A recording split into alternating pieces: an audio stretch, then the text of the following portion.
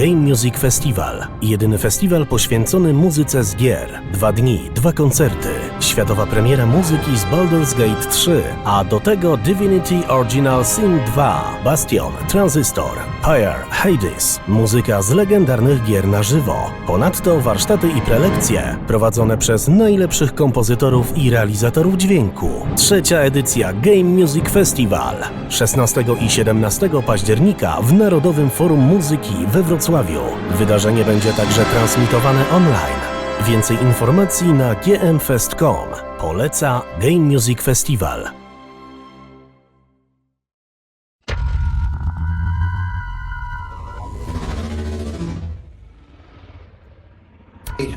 Well, hi, I am Austin Wintory, and obviously it's always a little sad to be doing this kind of thing remotely instead of in person, as would be ideal. I had an absolutely spectacular experience last year around this time visiting Poland, and I wouldn't be unhappy if that was an annual event, but because of global events saying otherwise, we're going to do it a little differently for this year.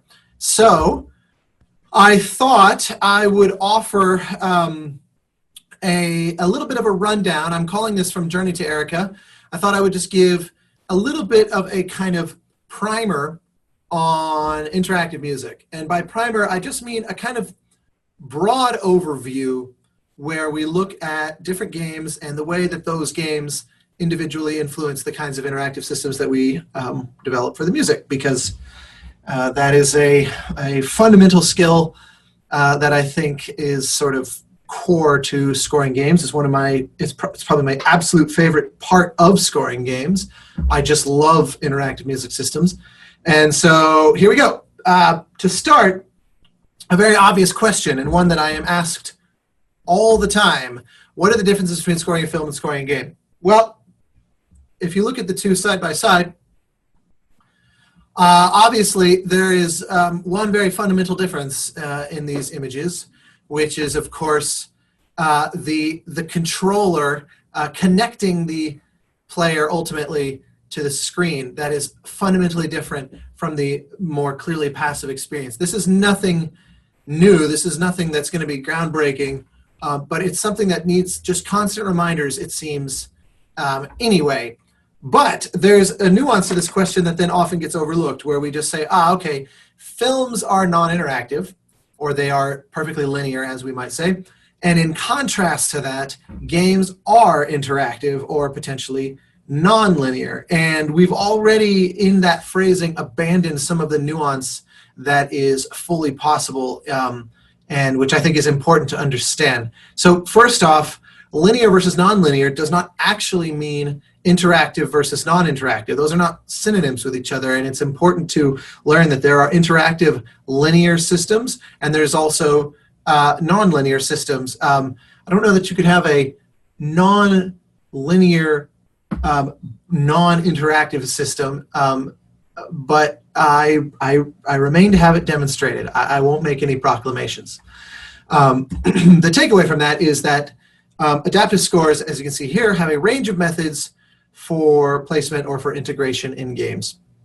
And ultimately, how we go about it is going to depend entirely on what the nature of the game experience is. One way that I like to think of it is it's all about what is the player's actual lived experience in the game going to be. Are they going to be interacting with it through a series of predictable mechanics that we can then sort of use as a jumping off point for exploration of the music, or is it going to be something else, to put it very, very broadly? So rather than a bunch of hypotheticals, I just thought I'd walk through a few of the games that I've done, explain how the mechanics of those games inform the systems, and then ultimately what we did. Apologies in advance, this is going to be a little bit quick and dirty, because each one of these have been the subject of talks all unto themselves. They usually end up being relatively complicated, but I'm here to just kind of offer a quick glimpse for those who may not be familiar with the basics of interactive music. So forgive me if this is all too rudimentary for you. starting with the oldest score of mine in this particular list. It wasn't the first interactive score that I wrote, but it at the time was the most complicated. And so here's just a few high-level takeaways. First off, music was considered central. It was an interesting thing that Genova Chen, who was the creative director on the project and co-founder of that game company, had this sort of fundamental belief that music could be a kind of guiding light form of concept art. Genova's belief was, let's try to iterate on some basic idea for the score first, and then from there we will sort of chip away at how to actually get it into the game, and we'll let the game's development also draw inspiration from the music, which is, to say the least, a very unusual way of working. And so let me just change my positioning here. It's a little better. So what I mean by that is often people will ask, when during the process does music begin? Do we start on it late, as is typical on a film or a television show? Are we coming in somewhere in the middle? Do we get to start at the beginning? The answer is that every game is different, and sometimes we're there from day one, and sometimes we are coming into the last second, a bit reminiscent of film. In the case of Journey, I was there from day one. Matt Nava, who was the art director at the time, had essentially barely begun making any concept art, and Genova said, let's come up with a kind of theme to hopefully help define what we think the score is, and go from there. And so I wrote an initial theme that is called Nascence, that you can hear on the soundtrack album, and that was used as a way to kind of help define what the emotional takeaway of the experience would be. And from that, we were able to kind of start going area by area and brainstorming and letting music be the first piece that we would create, and then sorting out mechanics and all that would come later. All of which can be summarized in that first sentence. Music is central. Also, meaningfully reactive. Now, this takes on different shapes based on the specific area of the game that you're in. Journey is one of those rather unusual games because it's relatively linear as an overall game experience, and because it's so bespoke from one moment to the next. The score was literally crafted moment by moment by moment by moment. There weren't any what we might call broad systems where it's like, okay, here's what the high-speed energy means for when you gather up a lot of momentum, or here is how the music plays if you're in multiplayer mode, or whatever. There were no broad categories. It was mapped to every individual little area, and as you can see also, I made a note here, there's no Mickey Mousing. That's just, it's kind of a passing comment, but it's one of those things that games let you theoretically do if you want, because it's so data-driven from the game, and there's so much analysis that can happen on the part of the audio engine that you're using, or the communication between the audio engine and the game engine, to say, oh, the player did this, let's immediately react. And so, it could take the form of literally Mickey Mousing, like in an old cartoon sense, where, we map out vertical volumes, vertically arranged volumes on a staircase, for example, where if the player goes up, we can do, or on the way back down, like you would literally see in an old Warner Brothers or Looney Tunes cartoon. Or obviously a Mickey Mouse kind of thing. It's very, very possible to do that in most games with a little bit of programming. And so I think there's a certain temptation to make scores really, really reactive, because it's like, oh, the player's going to look to the right, so we should have the music do something when they look to the right, and then when they walk down the hall and turn left. And generally speaking, I find all that to be very much a distraction. I think that is not actually what the player is trying to experience, is the literal feedback of every physical movement or choice that they make within the world. And Journey was a good case study of that, because we did actually experiment a little bit with it to see how it would feel. And as far as I can remember, there's only 2 instances of anything you could remotely describe as Mickey Mousing that made it into the final game.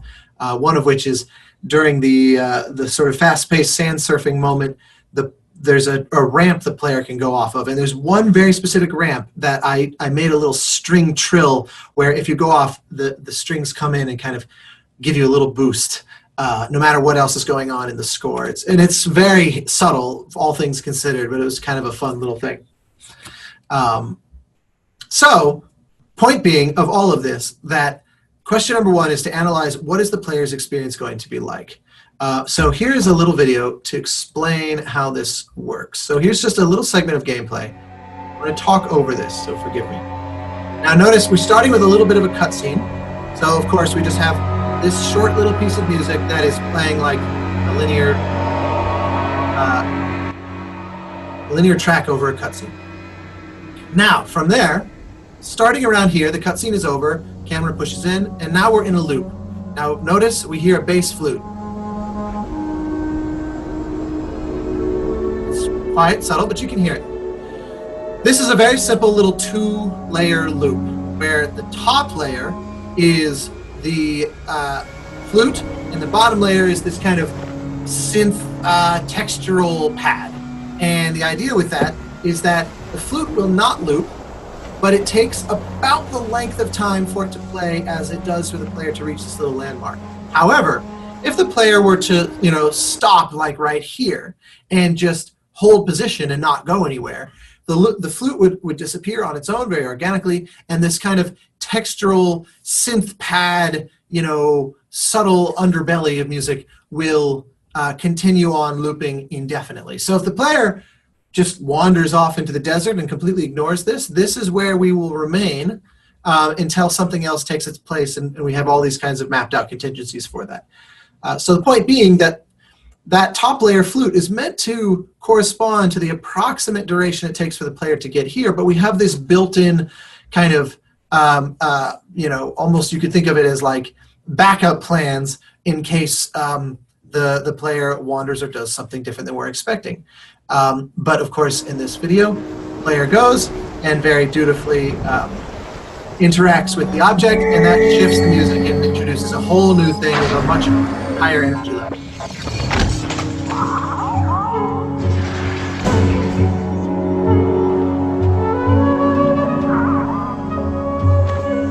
So here we have obviously a completely new piece. This new piece operates under an entirely new set of rules. It also has a bunch of different layers that are going to kind of gradually strip away as the player moves forward and explores. But I want to still focus for just one more moment on this moment, because there's a variable that I am ignoring that for anyone who's played the game they're very keenly aware of, which is that this is actually possible as a two-player experience. So one of the things that I decided to do with Journey was to make a fundamental separation between single-player and two-player gameplay through the score. And the way that I did that is quite simple. We have harp and viola as two instruments that I kind of designated to only ever add to the mix in the event that you are connected to somebody else. So notice, I play this same event. Here now we're seeing how it looks had the player had a buddy with them. Turn it back up.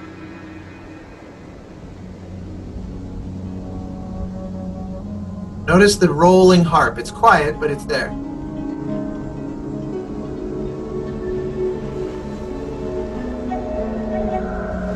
So what you didn't realize is that there's actually 3 layers to this. And the harp layer is completely muted unless the system detects that you are connected to another player and you're actually close by each other. It can't be a simple binary of, are you connected? That's just stage 1 of the logic.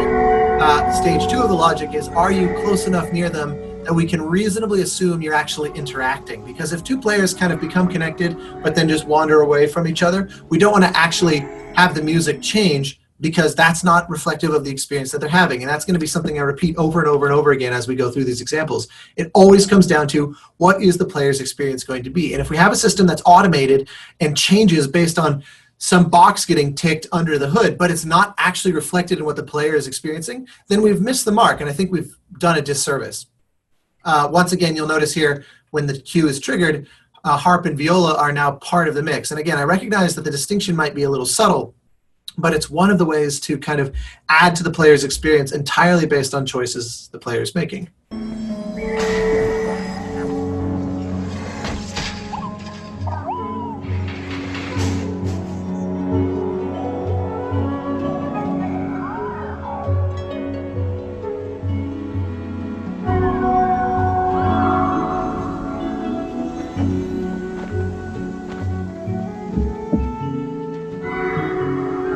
The idea.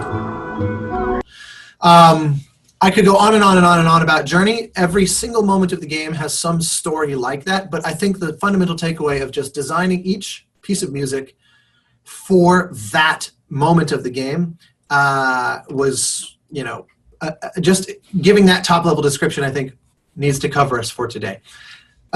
Next one I'm going to talk about was a franchise that I worked on shortly after Journey, 3 games called the Banner Saga. Now, this operates in stark contrast to what I just said a minute ago, where it's a much larger game. It's not a huge game, but still considerably larger than Journey. Each game of the franchise was maybe 10 to 12 hours long, and very much system-driven, even though the narrative is very linear. The game does not have an open world kind of structure, for example, where you can go here or instead go there or back that way, that sort of thing. It's very, very much dictated by the way that the systems in the game unfold in front of you. But that said, there were 3 primary recurring systems that we had to kind of tackle individually.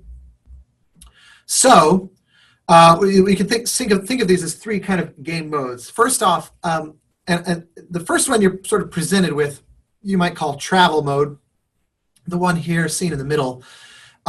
And we have a pretty simple musical system for that I'll explain in just a second. The first one is when you're in camp, which was one area of the game where we decided, let's just have no music whatsoever. The one exception might be what we call source music or diegetic music, meaning it's actually coming from the world. It's part of the diegesis, which means that the characters themselves can hear it, unlike score, which obviously we only as a player can hear, but the characters we certainly don't expect can hear our orchestras and, you know, solo instruments and synthesizers and all that kind of thing. So for camp mode, we decided source music as if being sung by members of the crowd in camp would be the only potential music, and it would be randomly triggered, just something that happens maybe or not.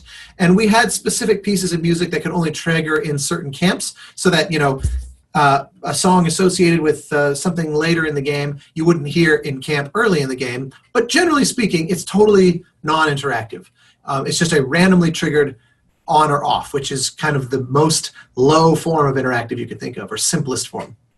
Travel mode often meant creating a series of interlocking loops that potentially had vertical layers that would just kind of stack or reduce based on your progress. Because the wrinkle with travel mode was that there would be these pop-up menus that potentially disrupt the flow, and we have no idea how long the player is going to be there. So there had to be some way for the music to kind of evolve and proceed forward, though we did occasionally just have a single long piece that would play out, and regardless of what the player did, once it ended, and we just let them kind of bask in the ambience of the sound of the wind and the creaking wheels of their caravan and that sort of thing. And that was an interesting choice because it meant that we got to make a kind of a strident musical statement, or a you know, strong, very unshy musical statement, and then just let it play out and assume that the player won't be made uncomfortable by the silence. And then combat, I'll get to that in a second because it's a whole other beast. So just to give you a little bit of a sample of just how this looks for context, here's how camp looks.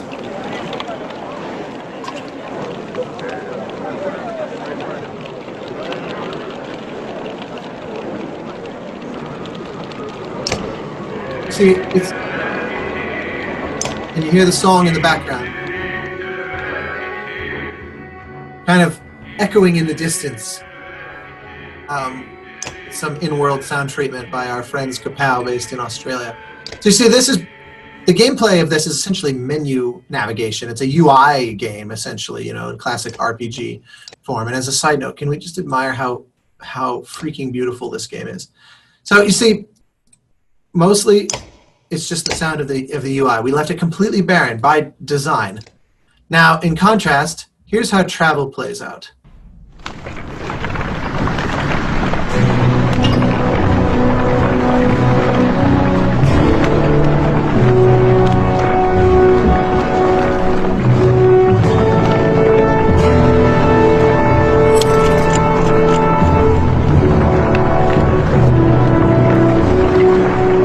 It's worth noting that the caravan is moving on its own. The player is not like holding down the arrow key or the D key or something like that.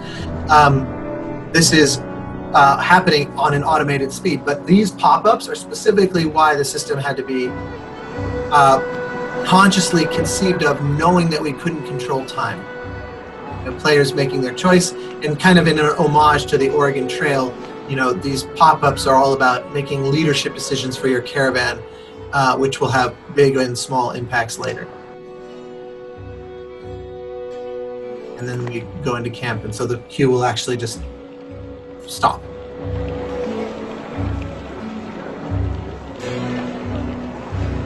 There's the little outro sequence. Very simple, right? So, moving along.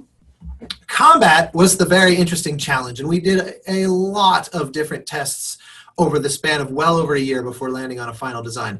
It's worth noting that the implementation of combat music is, or the design rather, of combat itself is kind of like playing chess, which means, first off, it's turn-based, it's not real time. So I make a move, the AI makes a move. I make a move, the AI makes a move. Very methodical, no variations on that whatsoever. Secondly, well, some very minor variations on that, but basically that's what it is. Secondly to that,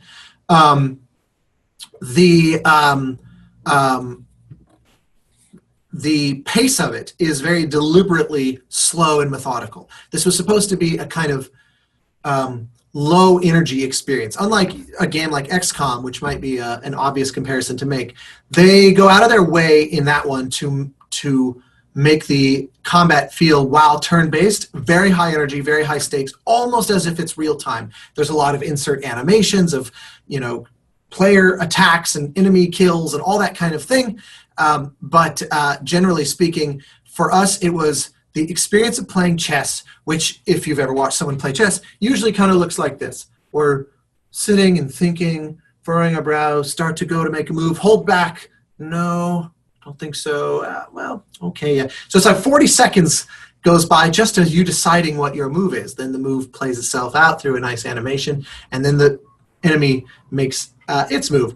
So one of the things that we discovered is that because the actual gameplay itself within this combat is being driven by simple arithmetic, where, if I have 5 damage and you have 4 armor, I can hit you.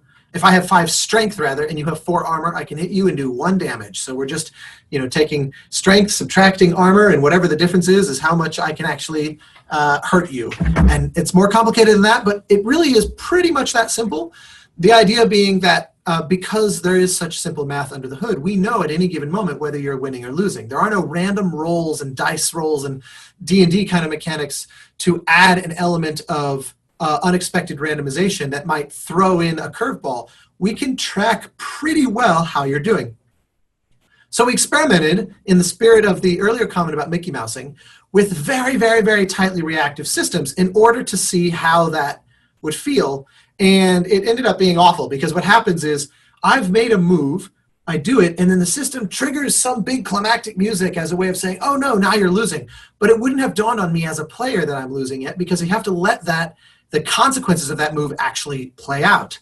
Well, so as you can imagine, when playing the game and tipping our hand to the player instantly that they made a move, it makes it stressful and also makes it much less interesting. So we developed a system where the basics of it are, we have music that is meant to be gradually escalating, and even in some cases, gradually getting more dire if you're losing, and gradually getting more sort of heroic if you're winning. And the key is that we're tracking these numbers where we're kind of averaging out the damage potential of your team and the damage potential of the enemy team, and saying, okay, who is in a better position to do more damage to the other? We will deem that they are the winner.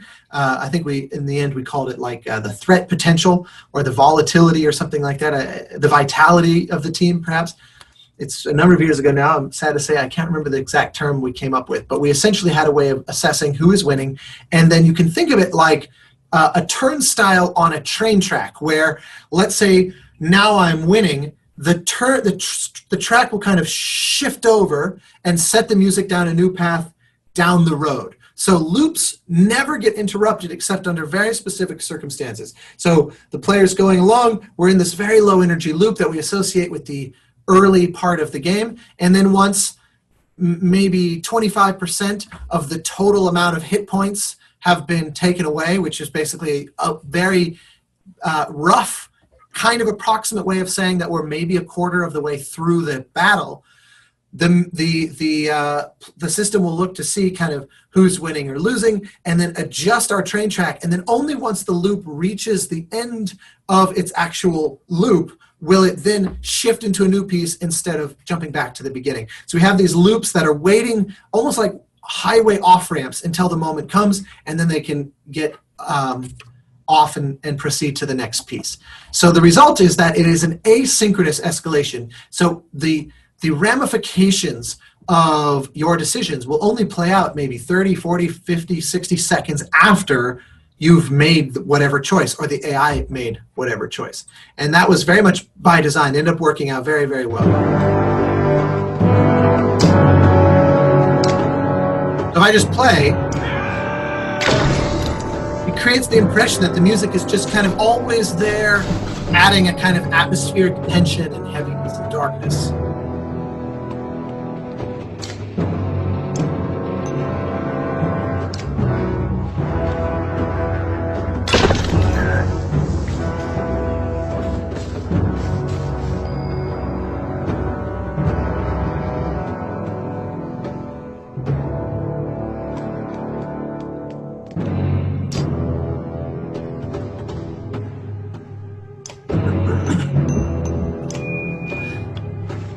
Now, of course, we also had other systems in place to make the loops more interesting. That functioned a lot like the Journey example I did, where a loop might begin and we would have, you know, an introductory statement that plays, and then once it loops, that statement goes away. So the cue kind of becomes more bold initially and then settles into something slightly more atmospheric based on its repetition, in order to just help it with its longevity, depending on how big a battle is going to end up being.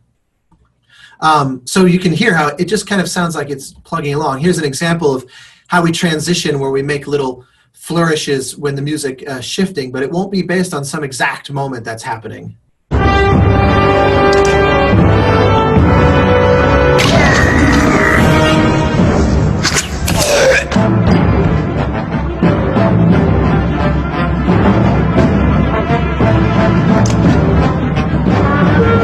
And so you can see that little brass swell, you might potentially miss it. Of course, it happened to time with this camera move, which gives it a little bit of a happy coincidence.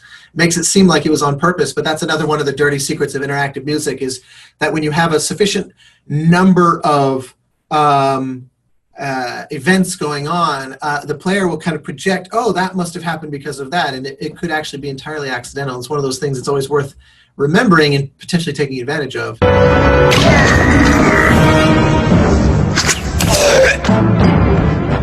It just sounded very organic to the piece, and for most players, they wouldn't perceive that the piece has moved. They just feel that the tension is gradually rising while they focus on the battle, and that's exactly the point.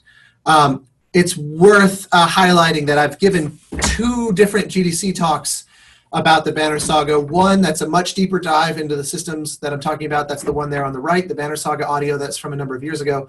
And then another one was from just a couple of years ago when we finished the franchise and the 3rd game came out, and I just talked from a purely production standpoint. So for any composers watching this who want to get into more of the nitty-gritty on the business side of things and less about the musical and technical side, but just the how can we pull off making a relatively small game sound huge, that is a talk that you may want to check out. They're both just on YouTube, totally for free. Moving right along, a very different kind of game, Assassin's Creed Syndicate, which I worked on actually in the middle of the Banner Saga franchise. I was finishing Banner Saga 2 when working on Syndicate. This was a truly wonderful project, one of the absolute highlights of my career, a phenomenal game with a phenomenal audio team at Ubisoft's Quebec City studio, Lydia, Andrew, and Christian Pacard, who were just incredible advocates of having strong musical systems and kind of bold musical choices. So as you might guess, given that this is an open world game and has a lot of different systems, it is substantially more complex than any of the other games that we have been talking about so far.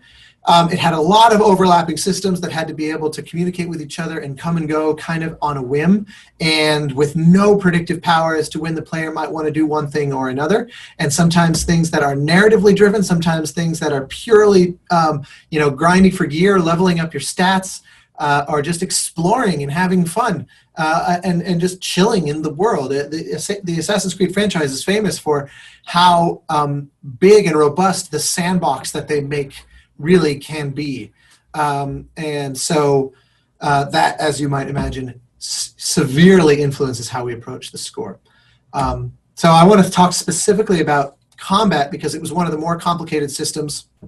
And it was also one that I went into it as a fan of the AC franchise, but yet I had a lot of complaints because one of the things that is a constant dilemma with these is when music is attached to the game's state of combat, which is when the game sort of officially recognizes that you are now fighting, which is just kind of an engineering thing. There's going to be invariably some kind of variable that is attached to the notion of being in a combat state, which might change things like player animation cycles, going from walking around and exploring to kind of a fists drawn mode or whatever. There's a lot of different ways that it might be handled. Because there are so many enemies throughout the world and you're assassins, which means that very often you can just jump up on somebody, perform a quick kill and move on. It's very easy to trigger the combat system when there's no actual combat in truth happening. Like if it's a 5-second battle because you took them out immediately, or they were so weak that 2 or 3 punches and they were down. Well, in my estimation, that should not constitute combat. So first request I had to them was, can we develop a kind of danger system that scales with the player and the enemies to avoid these awkward starts and stops?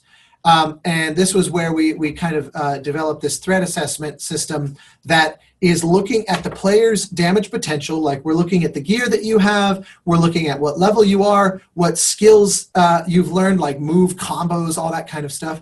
And then also comparing that with the enemies in a sort of radius around you. So, in other words, if there's just one guy and you're way higher level than they are, then of course the threat assessment is going to say, we can't possibly justify music if you start attacking that person or if they start attacking you. But let's say you're very high level and you're surrounded by 50 low level enemies. Well, that might trigger it because 50 enemies is potentially a worthy fight that will pose some danger to the player. And of course, if that's you and like a boss, that certainly would trigger the system. And so, taking these as a broad category, and that was our starting position. Second, it was important to me that the music follow the sort of narrative progression of the game. So I ended up writing, this says 1 hour of combat music. It honestly was probably more than that, although it's probably an hour of systemic combat music, which would mean music that functions freely in the open world. And there was a bunch more combat that would be associated with specific encounters in the actual missions or side missions, side quests, that kind of thing. So those are whole different categories, and I'm not even going to bother with those right now. One of the other pitches that I made that I was very grateful Ubisoft took me up on was this idea of separating the combat into these large chunks that delineate the game into early, middle, and late. So there are 9 core narrative missions in the game that you have to complete to kind of finish the story. And I said, let's just chop that up into 3 groups of 3, more or less, and have it so that if you are, let's say, in the middle of the 3rd mission, so you're still in the early part of the narrative, and I get into a fight randomly in the open world, the combat music is going to trigger, and it's going to be relatively small. And within the kind of chamber music aesthetic that we crafted for Assassin's Creed Syndicate, it meant, in some cases, literally just like 2 violins and maybe a little percussion or something like that. It's very intimate, kind of nasty chamber music. Now let's say I'm in the middle of Mission 5, and I get into a fight in the open world. Well, now we have the full string ensemble and some flutes and oboes and things like that. And so you feel that it's bigger. The music is also a little more complicated. And what's more, the early music you can never hear again. It won't come back. So once we've kind of made narrative progression, that music is completely taken out of rotation, never to be heard again. And then, of course, let's say you're in the, you've got only one mission left, you get into a fight, well then there, we get rid of the woodwinds, we replace them with trumpets, and it becomes a much more aggressive and much more kind of heroic sound. It's something where it's clearly all about we're driving to the finish line. That broad system that's operating just purely based on narrative progression is an example of a kind of macro interactivity where the player's zoomed out progress through the game is changing what music is even possible to be heard. And then of course, the system is relatively complex down on the micro level in terms of how these combat systems play out. So this is a very reductive and simple diagram, but it gives the basics of what we're talking about, where you get into a fight, we trigger initially a simple introduction just to kind of spool up the engine. And then there will be a series of loops that have kind of the ability to escalate so that if a fight really gets bigger and bigger and bigger, the music will have, a higher notch and a higher notch that it can always go to. And then once you've taken out the last guy, but of course there's still potentially enemies nearby, or you're on the run and you're going to walk into a new enemy, we don't want to just stop the music because we might have to immediately retrigger it. So we have what's called a cooldown, which is where the music kind of takes a step down. And in the event that, yes, the fight is over, we commence the outro process and we try to let it very elegantly finish out. And in the event that you get fighting again, the cooldown will kind of reheat and back we go into the combat system. It's also worth noting that the player at any time, I'm not sure if my mouse is visible here, but you can see right below the word combat and system, we've got Jacob Fry and then his sister Evie standing next to him. You can play as either character in the world, and we thought it would be interesting to have a different instrument associated with each one. So in addition to everything I'm talking about, all the cues have a stem of violin for Jacob and a stem for cello for Evie, where if I'm playing as one and I get into a fight, let's say I'm playing as Evie, the cello solo becomes the dominant sound of the mix. And I have to make it so that even within the system I'm describing, at any moment I could switch players if I want, switch characters rather if I want, and then we have to make sure that it's smooth and elegant where the violin will take over from the cello. So needless to say, it took a good amount of time to develop these systems and make sure they work and they actually sound good. Here's a little bit of how that looks in action. And I'm going to kind of skip ahead in the interest of time. So here, you see the players playing as Jacob, so we'll be hearing violin. Here's the intro.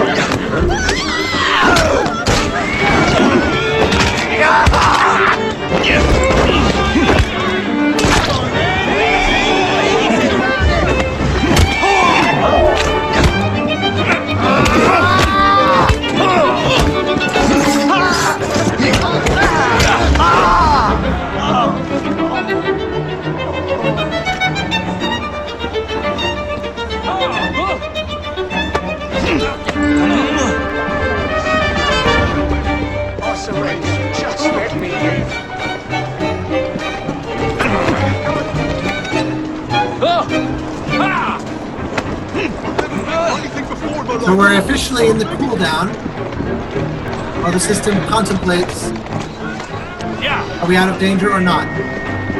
You hear a police whistle, which means they're coming after. Right between his shoulder blades! And we're going to ratchet back up.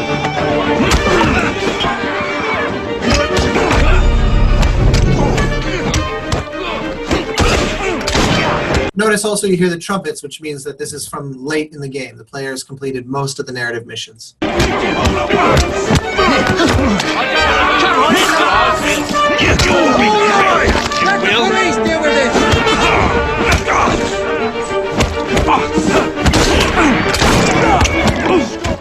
And then I'm going to skip ahead. A lot of mayhem, a lot of fighting, and very nasty takedowns. And you'll hear it. It's going to outro.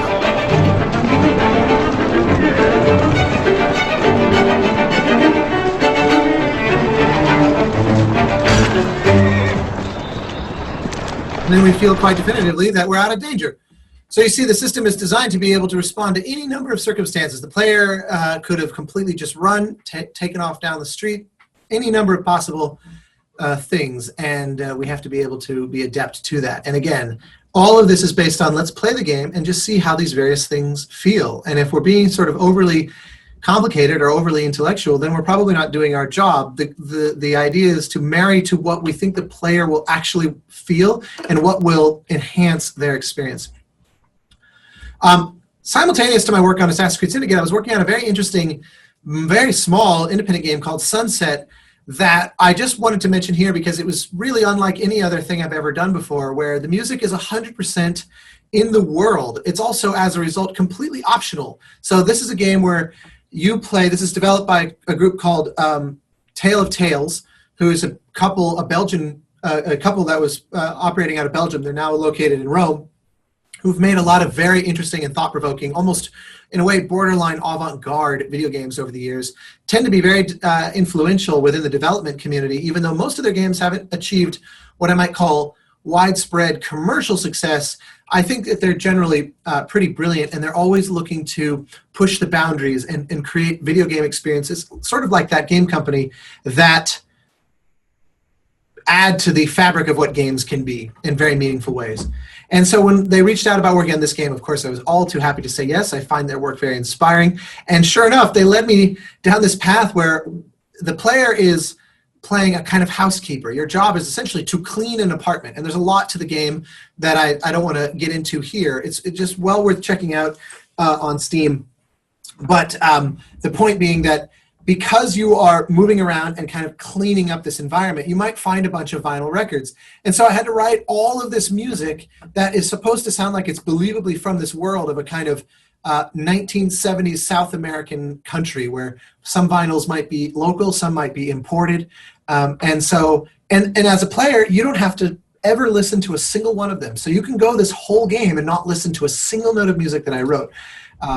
So you can see here, and it's very kind of simple, nice moody lighting. And so here the player comes across a vinyl, they pick it up, and they have these simple tasks. Okay, I'm going to arrange the records, and then they have this contemplation. Maybe I'll choose a record to play, and we have the option to play an Anchurian lullaby, the fictional country of Anchuria.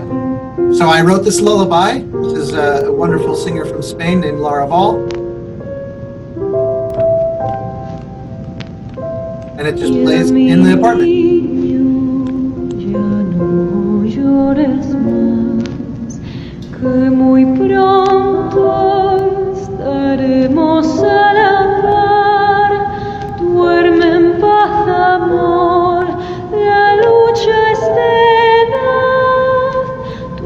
I love her voice.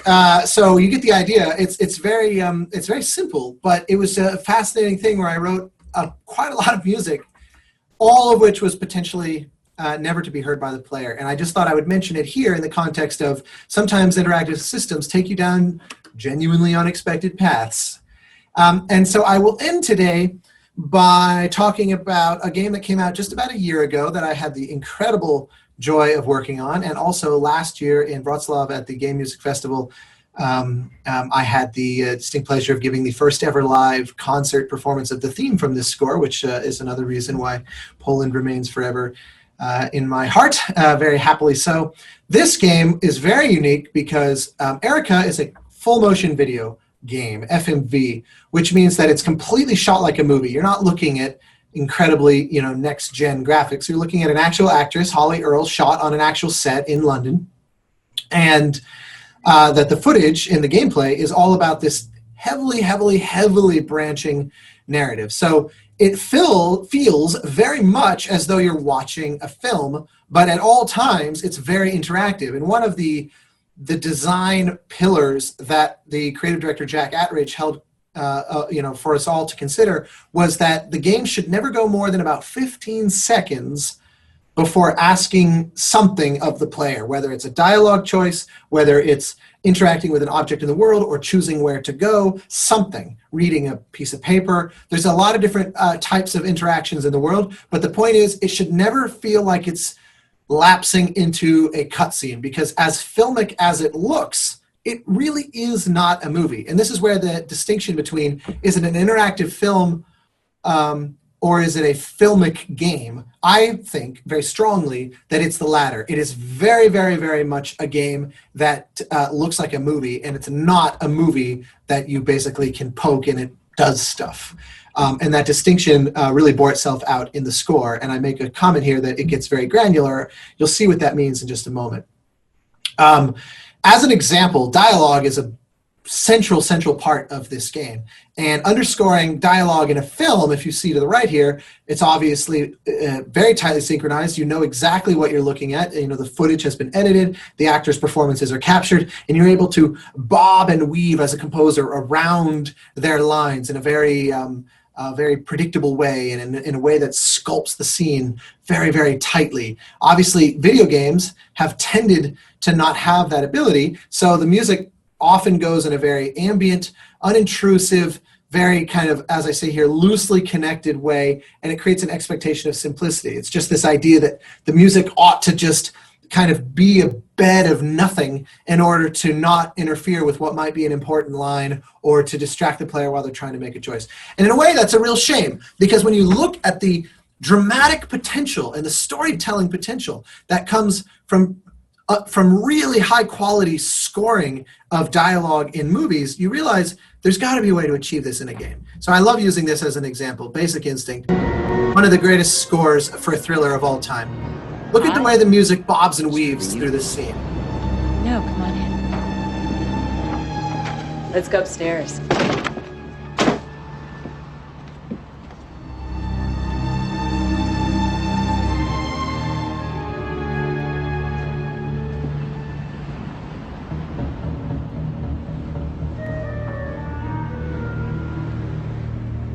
I'm using you for my detective in my book. You don't mind, do you? The composer Jerry Goldsmith is playing a game with us just the way that he's playing a game with him. Oh, that's right. You're off the Jack Daniels too, aren't you? Got a few more questions to ask you. I have some for you too. For my book.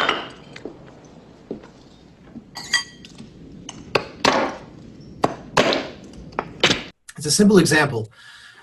But that's the kind of thing where if we're just sitting there looking at a dialogue tree and we're just looping some ambient piece, we'll never be able to achieve that level of fidelity. So forgive me for kind of punting, because I spent an enormous amount of time preparing a video explaining how the systems work in Erica, and I honestly just want to recommend that you check out the video if what I'm saying is of interest. But I'll give you a little taste of how it looks. Basically, you can see from the graphic here that what the video does is we showcase every box here is a shot of footage in the game. And when we have these branching options where the player might, go up to sketchbook or down to photo, for example, the music will potentially respond, potentially not. It's really going to depend on what the impact of that choice is. And at the top of the screen, you'll see a similar map walking us through the game music. Now, the reason I don't want to share this video right now is because I'm going to talk over it. I'm sorry, my voice is in the video itself, and I don't want to talk over myself. It's awful and impossible to understand. But you can see here, I'm just going to skip to a random part. Where the little guitarlele, which is a kind of a hybrid of a ukulele and a guitar, plays for just the first few seconds and then disappears, and what's left behind are the suspenseful high strings. After a full repetition of the loop, the strings then disappear, and what's left behind is just the suspenseful underbelly. The idea is that if the player is moving very slowly, the cue can handle it, and if they move quickly, they never even hear the material loop. A short, linear, non-looping cue is then triggered based around the audio cue of hearing Blake, the police officer, investigating something across the hall. He smells death. This plays out almost like a cutscene within the moment. However, the player does have the ability to interact with the scene, revealing a flashback to an earlier moment at that same door.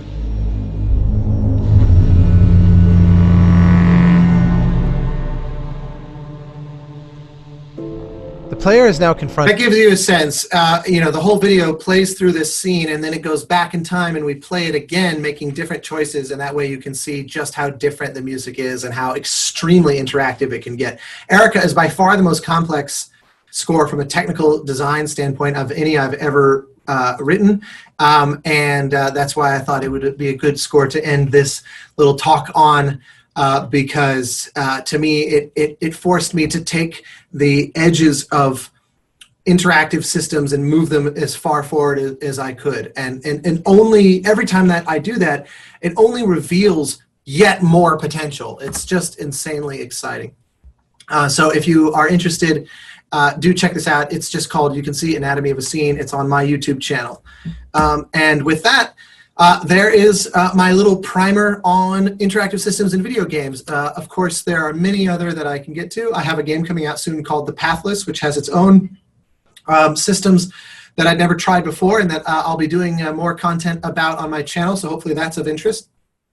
In the meantime, thanks for watching. Thanks for checking this out. It's always way more fun to do this in a room full of people where we can chat and talk and hang out afterward, and you know, kind of focus my points around things that might be of interest. So I hope that I didn't go down a path that didn't matter to you. Feel free to reach out. I am at @Wintory on most social media. I primarily use Twitter and Instagram, and on Instagram you can see I'm at @Wintory, because I was too slow and there's like a fake one. Oh well. So don't be a stranger. I hope that this was interesting, and hopefully we'll see you in person next year. Thank you.